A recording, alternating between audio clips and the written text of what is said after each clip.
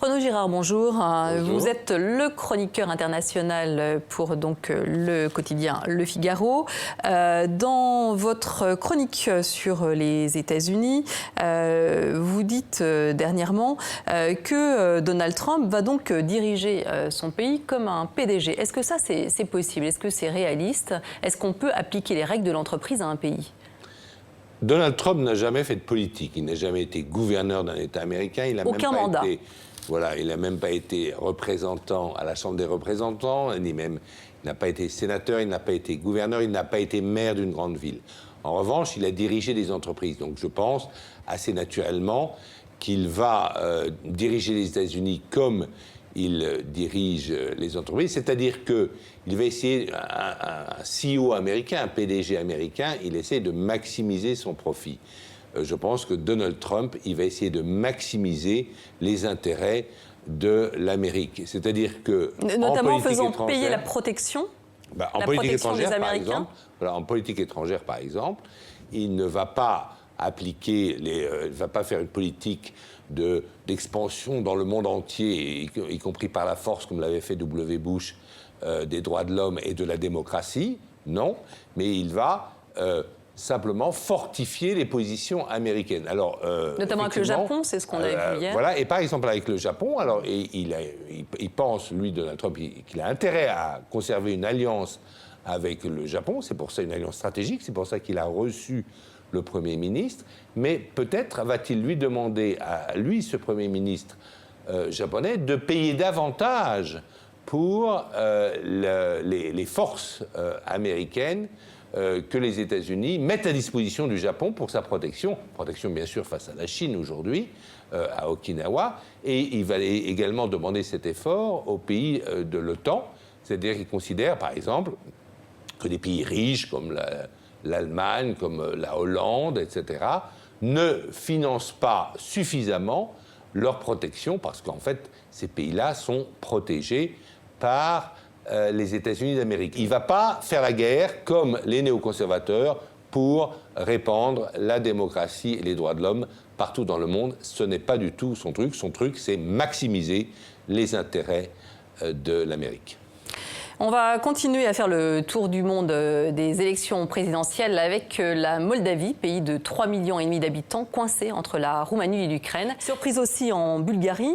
Dans cette partie du monde également, c'est un novice en politique qui s'impose lors du scrutin présidentiel. L'élection de ces deux présidents pro-russes, j'imagine que c'est une victoire pour Vladimir Poutine. Oui, c'est surtout en fait un échec de la mondialisation. Ces pays comme la Moldavie ou la Bulgarie ne vivent pas très bien la mondialisation. Ils ne s'enrichissent pas vraiment, il y a moins de sécurité. Et donc le peuple ne rejette pas le passé soviétique qui assurait quand même un emploi à chacun.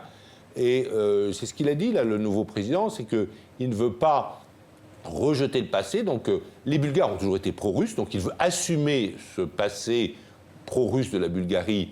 Enfin, ils se sont quand même tournés vers l'Europe. Oui, c'est ça.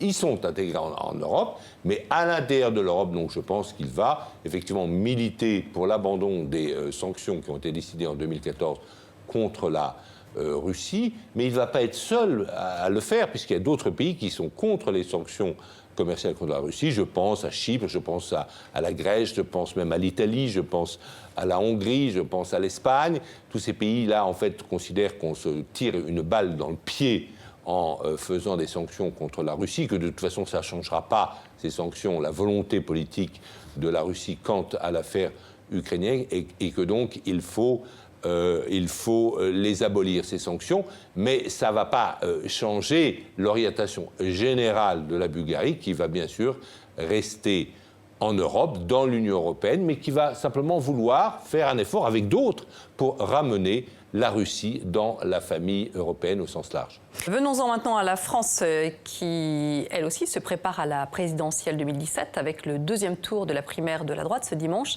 Voilà, Renaud Girard, est-ce que la France peut aussi connaître un vote surprise?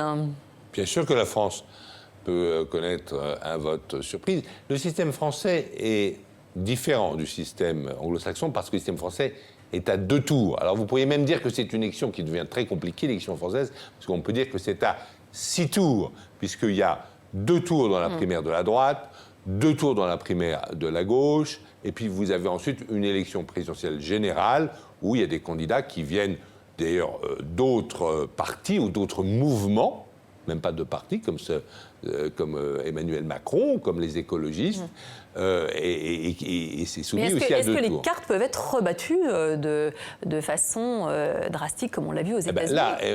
Là, Emmanuel Macron rebat les cartes à gauche, puisqu'on a l'impression qu'il étouffe un petit peu la possibilité d'une candidature de François Hollande, parce que François Hollande, sur sa gauche, a déjà un candidat, qui est Mélenchon, et qui a le soutien du Parti communiste.